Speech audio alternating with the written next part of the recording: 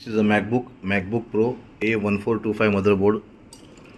Uh, problem in this motherboard is no power.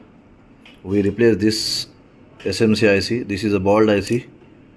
We replace this IC. See, this is a ball IC. We replace this IC with another one with the donor board because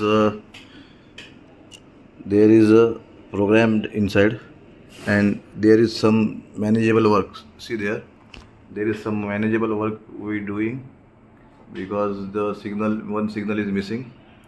And now let's check. No power issue is solved now. This laptop is on now, taking an ampere, and look at the light also coming and display in my pen drive.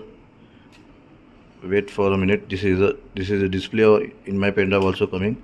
This is MacBook Pro A1425 is now ready for assembled. Thank you.